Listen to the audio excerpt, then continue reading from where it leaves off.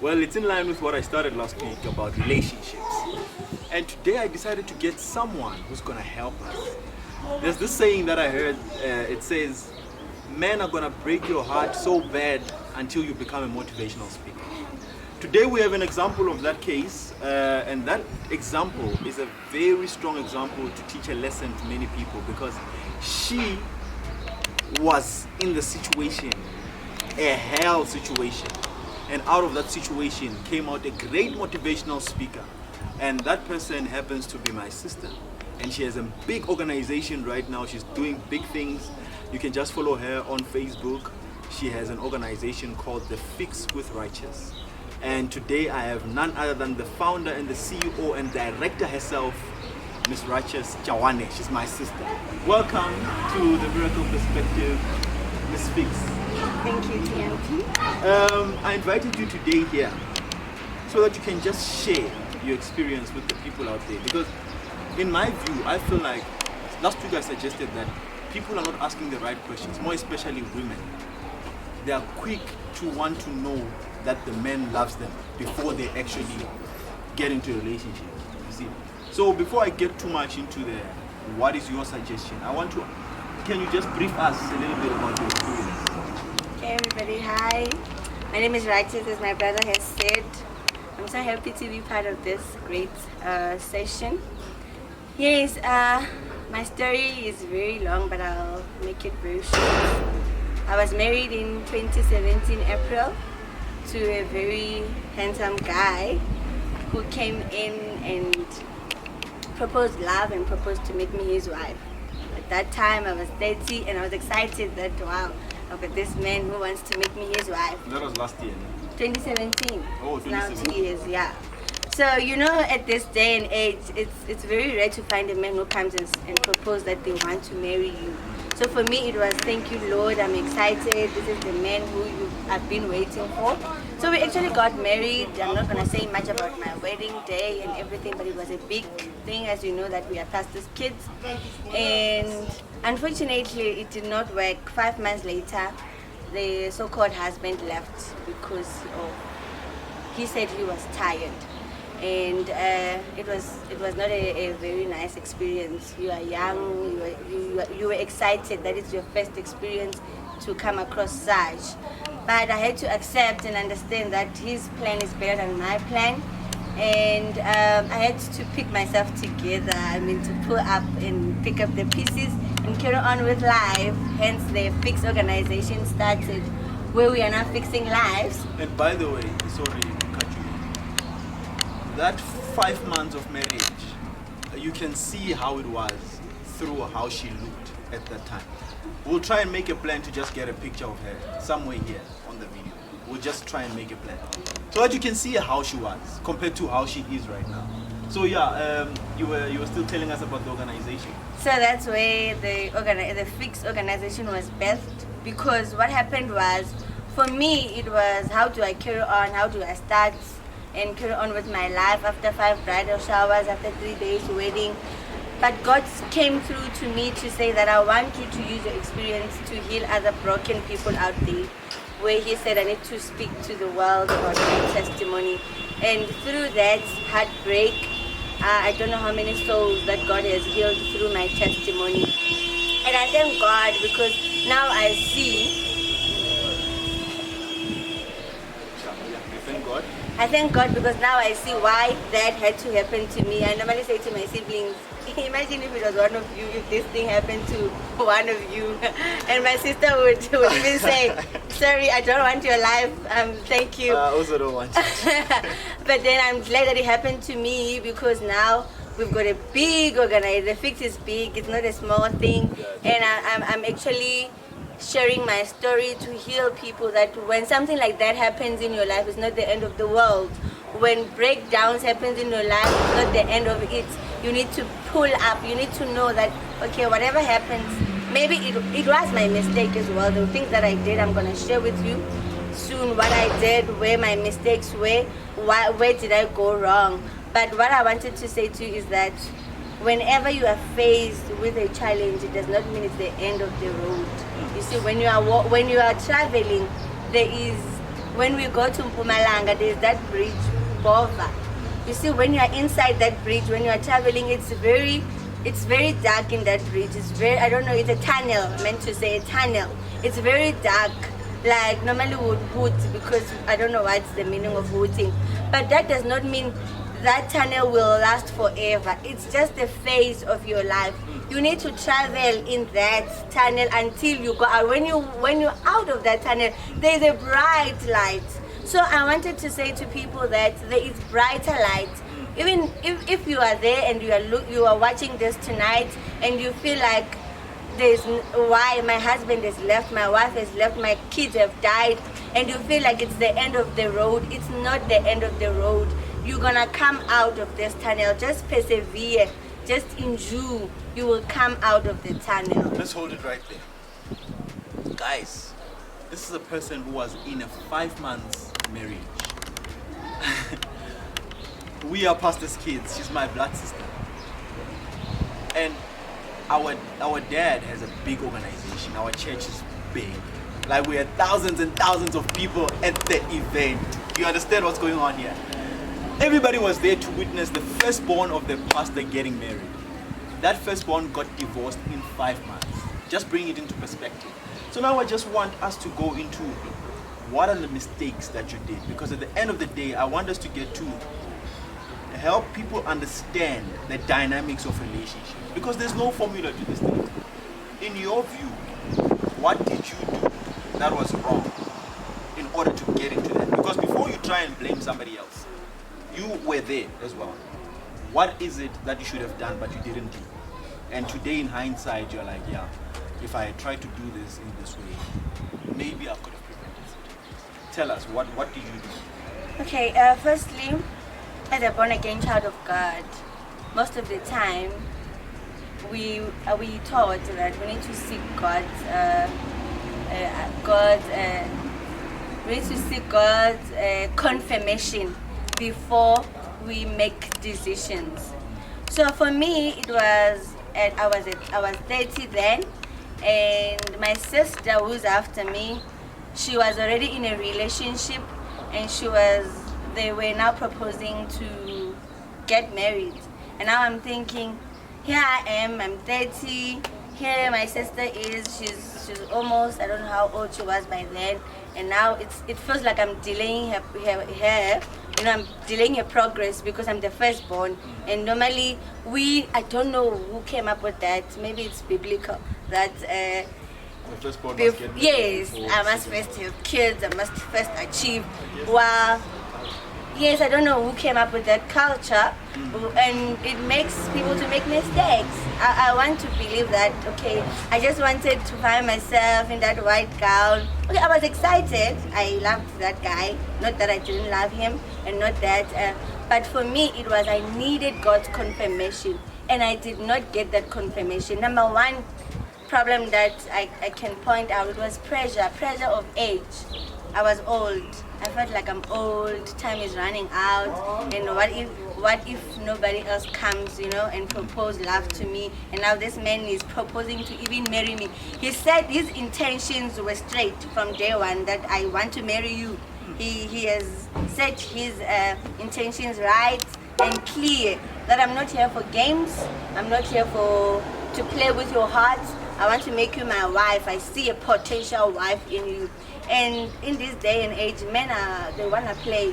They come and say, we just want to date, we'll see what will happen tomorrow. So for me to get someone who comes and say to you straight that I want to make you my wife, I wasn't sure if I'm ever going to get a man who will come to me and propose like the men did. So our problem again is that most women, we miss it because of the society. The society and our peers. Now my mates are getting married, my mates are buying cars. For me, it was all of my mates have got kids, all of my mates have got husbands. Now here's an opportunity, and I did not want to look deeper.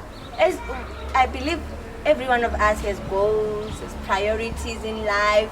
You know what you want, you know the kind of a person that you want, and I've written down the kind of a man I want to get married to. But now most of the things I had to ignore because this man is promising me the world. Is promising me what I've been waiting for. So you forgot, you compromised all those things, Yes. the plan that you had. Yes. Because of time, the pressure of time, and the pressure to of run after other time. friends that you see are getting married, getting kids, and you are still not married. Okay. And now this man is here and he's not even saying, let's date. He says, I want to make you my wife, you know. I want to build a family with you. I see a wife material in you. So most of us, I mean, people my age, I'm now 32. And, you know, after that experience, I went back and now I started to go back to who am I? You know, I went back to what my brother normally speak about, where you say, who are you?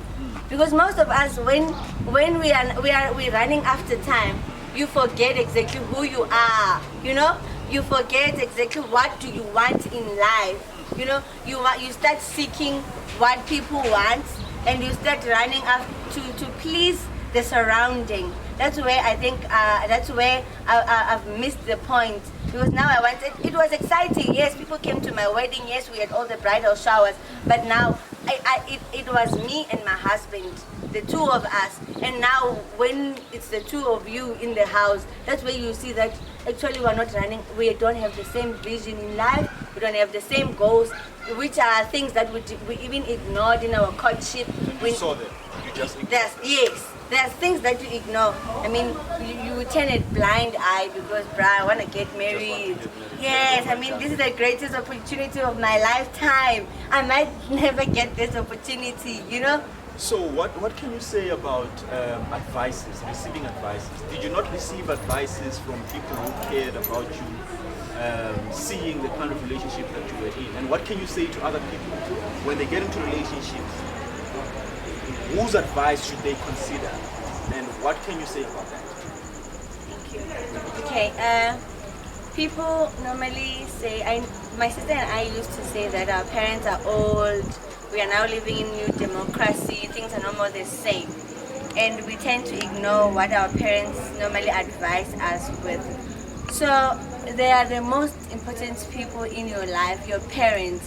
They know better than you do. We might be living in this new technology life where we see things on social media. They might know nothing about that, but they are very experienced. Remember, experience, it's much wisdom than the things that you learn.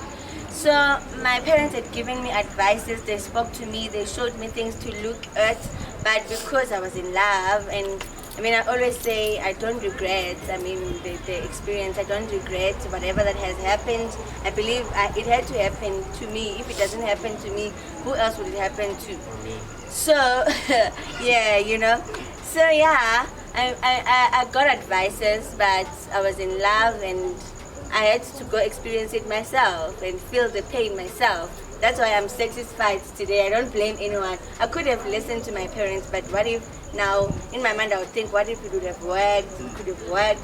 But it's always important that whenever you find yourself in a situation, because remember, marriage is a lifetime decision that a person is making. You are going to spend the rest of your life with that person. So make research, you know, make proper research. Ask people around, what do you know about this guy? What do you know about this woman? Like, you need to go deeper to find out, because you might be blinded by love and tend to ignore things. There are warning signs that most people tend to ignore and think it will change after marriage. Most things don't change. As a matter of fact, it becomes worse. So I want to advise people out there who are looking forward, if you are in a relationship currently, please make your full research, the person that you are getting married to. The reason that there are many divorces today, it's because we tend to put love first. There are other things that we ignore, which we're supposed to look at and put love aside, because love alone cannot build the family. Remember, we are bringing in kids. We're going to be raising kids. What generation do you want to build? Are you going to tell me that you're going to build a generation out of love alone? Love cannot work for you, big bruh. You need to make sure that you plan, you prioritize. The list that I had, I knew what was the first thing that I need to look for in a man. This man should be God-fearing.